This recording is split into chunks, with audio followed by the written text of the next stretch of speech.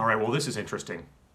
I have just been invited by a local pro here in our area to a home game. Now, I've never been invited to a home game before, so this is interesting. He tells me that two of the top VIPs in our area are going to be there, so the game's going to be absolutely off the hook if they indeed do show up. I'm not sure how many pros will be there. Two I know for sure. One I'm concerned will be there, and I don't really know about any other wild cards. So this presents a really interesting opportunity.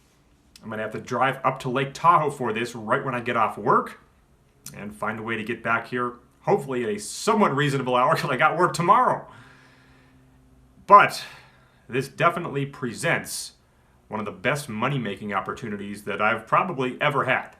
And that's good for me, because last time out was a bloodbath, losing $2,500. So, how will this go in the first ever home game on this vlog? Let's head up to Lake Tahoe and find out.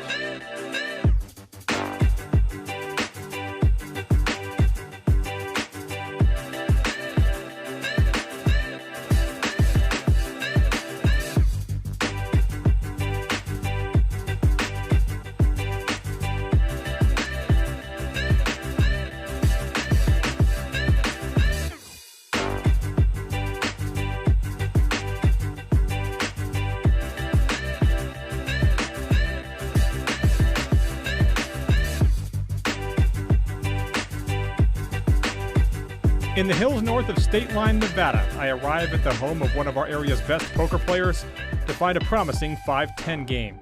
The chips in play being the same as in Nevada casinos, with the Reds 5, Greens 25, and Blacks 100. I was wondering if one other pro in particular would be there.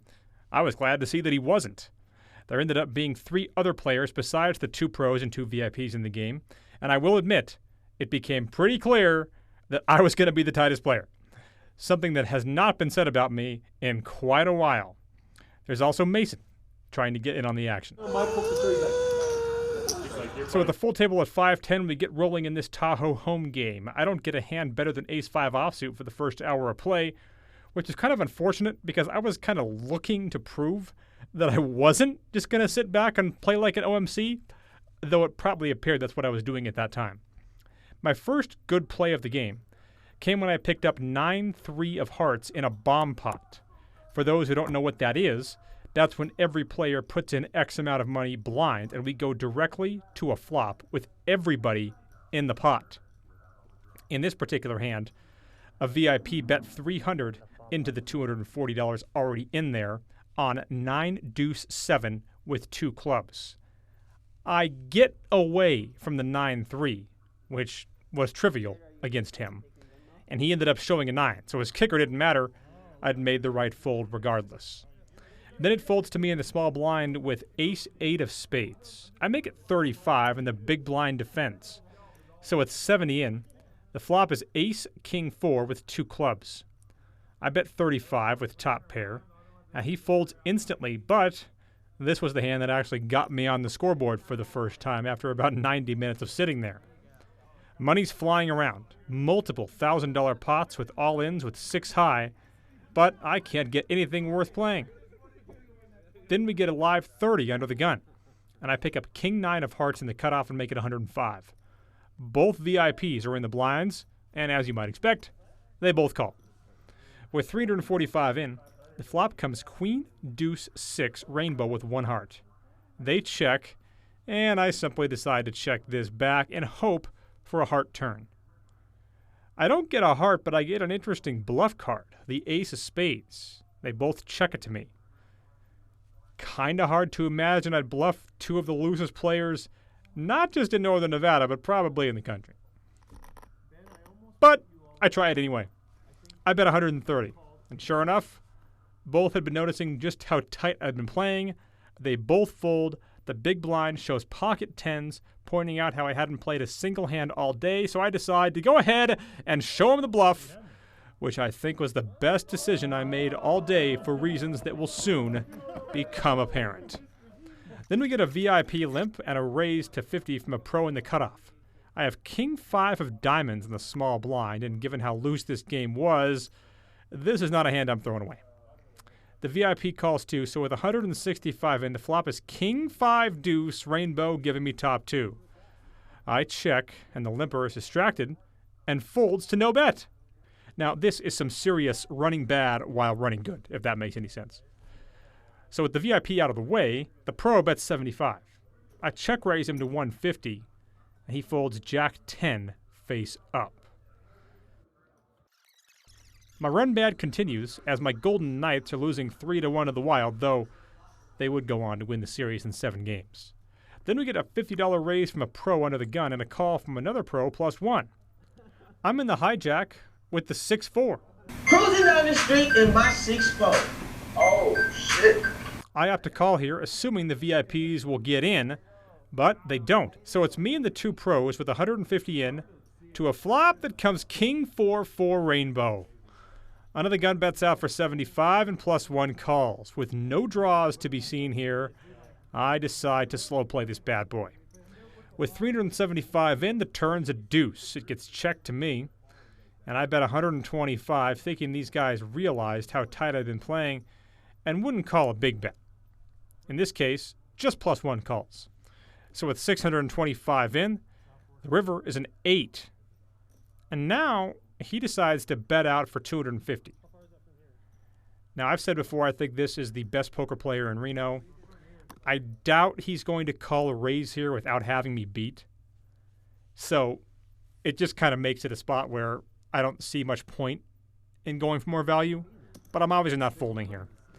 So I toss in the chips, and he asks me if we're going to chop. He shows ace-king.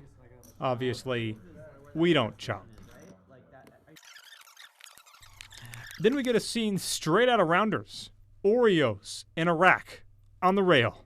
You gotta love it. Then we get a limped pot, and I have 9-10 offsuit. With 50 in, it comes 8-9 jack with 2 clubs. It gets checked to me on the button, and I bet 30. I then get check raised by a VIP to 150, and I don't see how I can fold here given how he's been playing. With 350 in, the turn is the 6 of diamonds, and he bets 300. Now, I don't know how well I've conveyed the game flow to this point, but I could easily still be ahead here. However, I decided to let it go and wait for a better spot.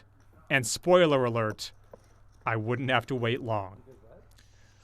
We get a $50 button straddle and an under-the-gun call. I have pocket 7s +1.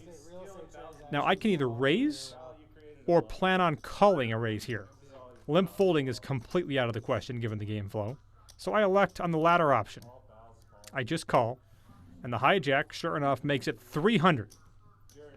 The straddle calls as well, and I go ahead and follow through with a call. So with 965 in, the flop is queen 7-5 with 2 diamonds, giving me middle set, and I check. Hijack bets 500, and the straddle folds. I elect to just jam all in right now for 750 more, hoping he has a queen. He thinks about it for quite a while and then asks me if I will run it 3 times. I say, of course I will, and he decides to call, having pocket 4s. As dead can possibly be, I win all 3 boards and find myself up $2,300. We continue to see more straddles, more bomb pots, more $1,000 all-in hands. The game was just crazy, though Mason lost interest early. I play for another hour. I don't get any playable hands, but as you've seen, I didn't hardly need any on the day. I don't make back everything from the previously mentioned bloodbath, but I'm still able to book a $2,175 win.